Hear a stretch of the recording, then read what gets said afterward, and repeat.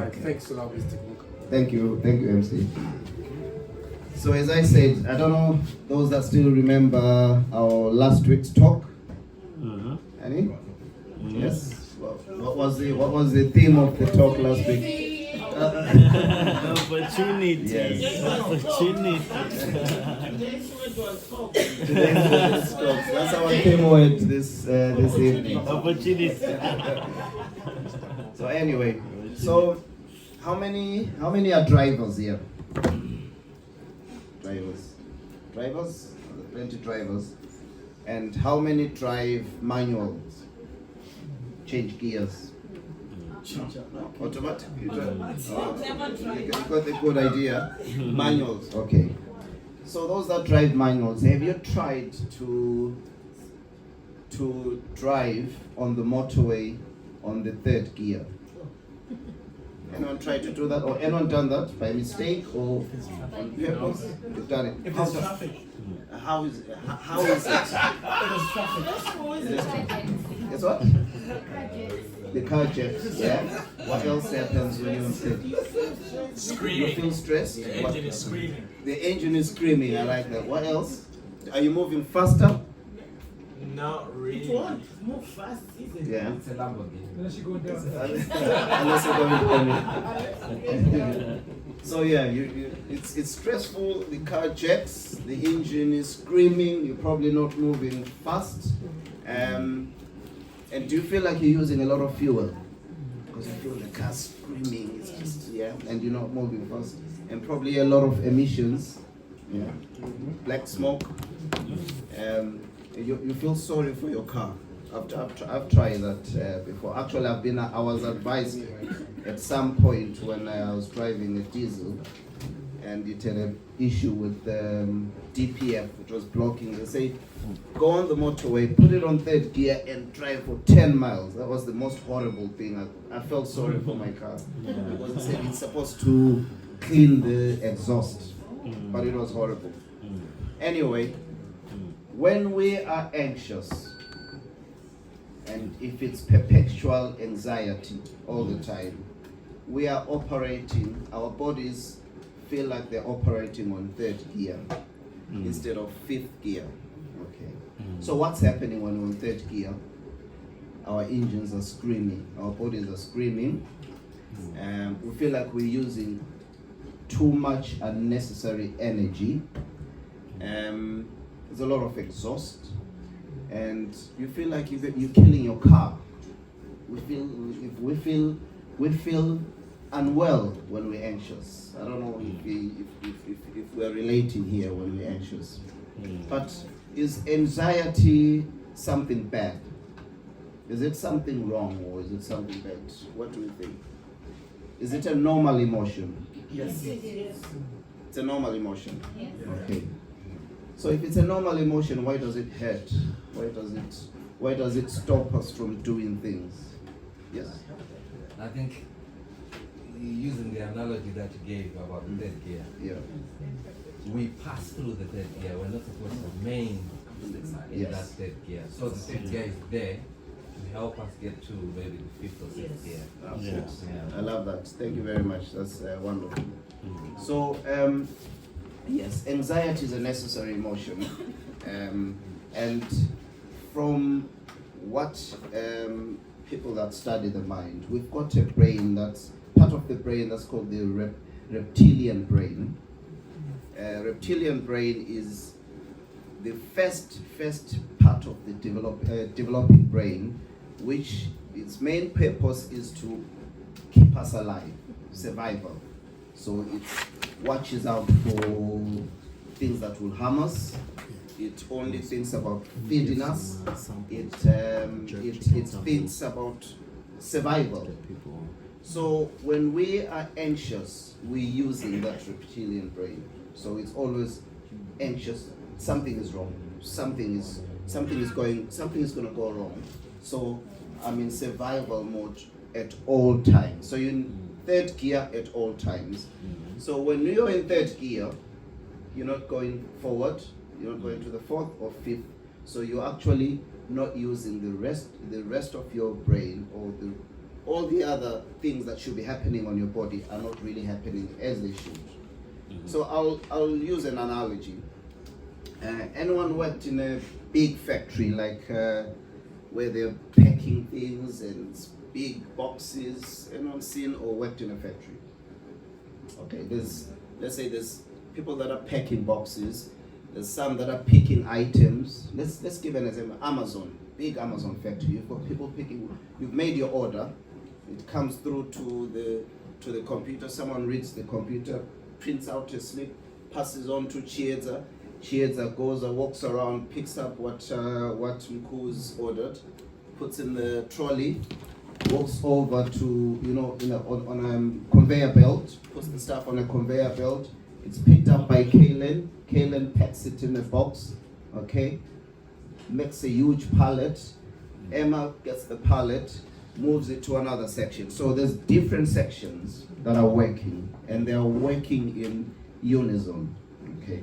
We've got a security guard as well who's there. Amos is watching. Amos will be security, watching the cameras, making sure that everything is working well, and also making sure that there's no theft going on. Okay.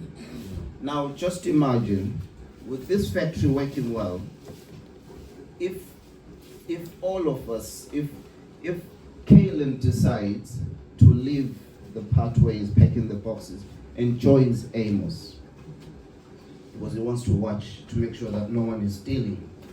And then Emma does the same, Nico does the same, so we're removing all the important people that should be playing their part. So everyone now is congregated around Amos, and we're all watching the CCTV, checking that there's no one stealing from the shop floor.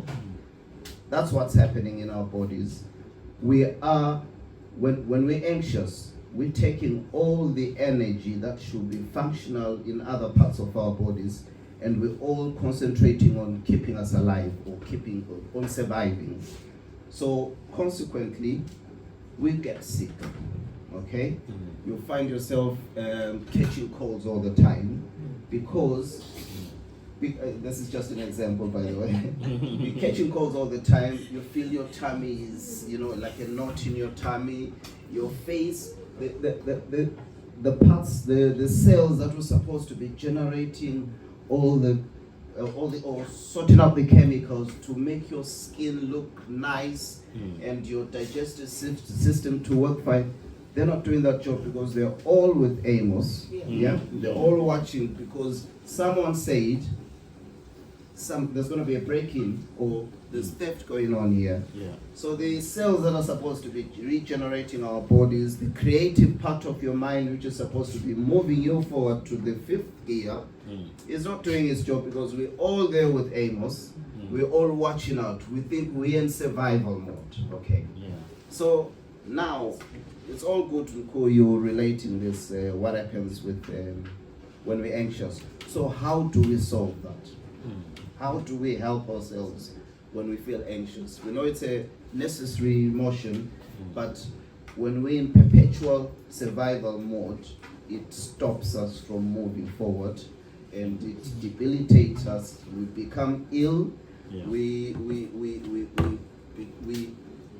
can't relate to our partners. We can't move forward. So how do we solve this? How do we solve this? Any ideas? Yes. So you talked about the reptilian brain, Yes. which is sometimes referred to as the old brain. Yes. But this has evolved, and there's a guy called Paul Gilbert. He says we have to use the old brain together with the new brain. Yes. So what we are basically doing is we are telling our body to slow down. We are being conscious and being mindful. So things that can actually tell you that your body is beginning to get into that threat protection system is your breath. Yes. The way you're breathing, for example. Yes. And I think even for people who do mental health first aid, they will tell you to focus on your breathing, breathe deep breaths, and by doing that, you actually see that you can immediately calm yourself down. That's wonderful. While on that, yes, Ben. Rationalization of the root causes. Yes. Break everything down into small parts. So finding out exactly why you're anxious, isn't it? Okay. Yeah. I'll start with what Elisha said. That there's a practical way of doing it. Breathing, breath. Because yes, it's so difficult to stop whatever's going on in our minds. Okay, that's causing the anxiety. But one practical thing that we can do is breathe. So can we all just take deep breaths, please? Through our noses and out through our mouths. Deep breaths. Fill up your lungs as much as and see what happens.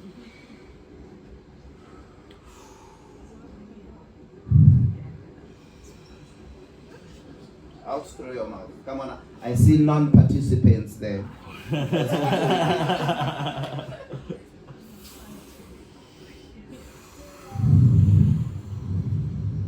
Okay. It looks so silly, but it's probably the simplest thing that you can do, because what you're doing is you're slowing your heartbeat down. You're overriding all the thinking part, but by doing something practical.